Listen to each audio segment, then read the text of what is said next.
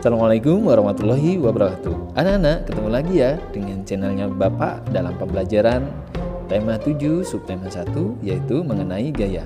Sebelum melakukan pembelajaran, marilah kita berdoa dan jangan lupa menjaga kesehatan dengan cara mencuci tangan, menggunakan masker, dan menjaga jarak. Oke, kita berdoa menurut keyakinan kita masing-masing. Di sekitaran kita banyak terdapat benda-benda. Benda-benda tersebut dapat bergerak sendiri kalau berikan gaya. Nah, kalian tahu tidak gaya itu apa? Gaya adalah dorongan atau tarikan yang bekerja pada suatu benda.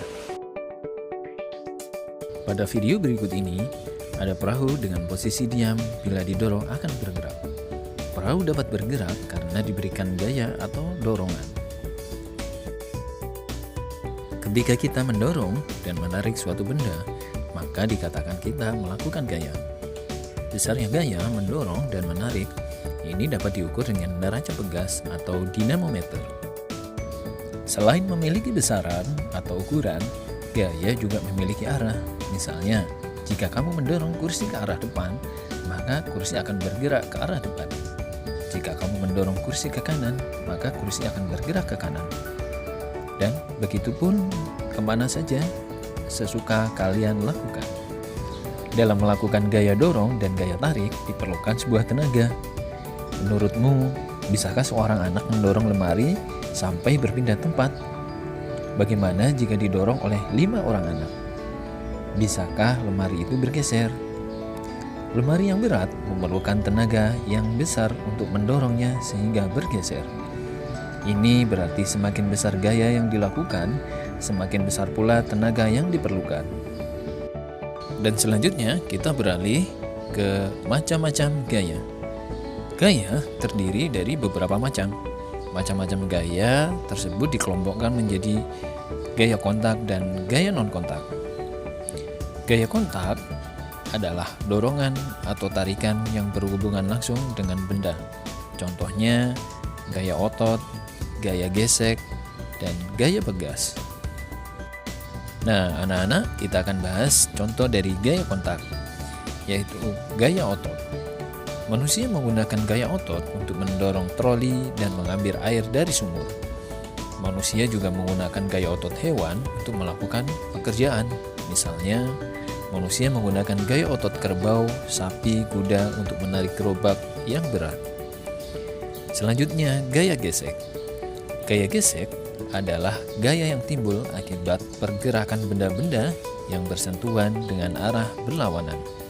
Oleh karena itu, gaya gesek selalu menghambat gerak benda. Dan selanjutnya, gaya pegas. Gaya pegas adalah gaya yang ditimbulkan atau dihasilkan oleh pegas atau benda lentur yang mengalami pemampatan atau peregangan.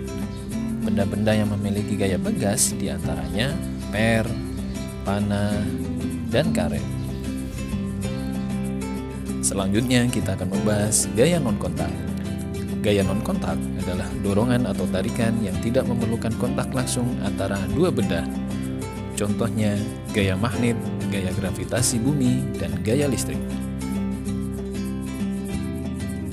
Berikut ini pembahasan dari gaya non-kontak, diantaranya gaya magnet. Gaya magnet adalah gaya yang dapat menarik benda-benda yang terbuat dari logam. Benda yang dapat ditarik magnet disebut benda magnetik. Benda yang tidak dapat ditarik disebut benda non-magnetik atau diamagnetik. Selanjutnya adalah gaya gravitasi. Gaya gravitasi adalah gaya menarik semua benda menuju ke bumi. Gaya gravitasi dapat dipelajari pada benda yang mengalami gerak jatuh. Misalnya, ketika sebuah bola dilempar ke atas, bola tersebut jatuh ke bawah. Dan buah-buahan dari pohon yang selalu jatuh ke bawah. Contoh selanjutnya adalah gaya listrik. Gaya listrik adalah tarikan atau dorongan yang ditimbulkan oleh benda-benda yang bermuatan listrik. Ada 2 jenis muatan listrik, yaitu muatan listrik positif dan muatan listrik negatif. Baiklah anak-anak, sekian dulu ya video kali ini. Kita akan berjumpa pada video berikutnya. Jangan lupa senantiasa menjaga kesehatan dan jangan lupa selalu bersyukur. Oke, sampai ketemu di video selanjutnya. Assalamualaikum warahmatullahi wabarakatuh.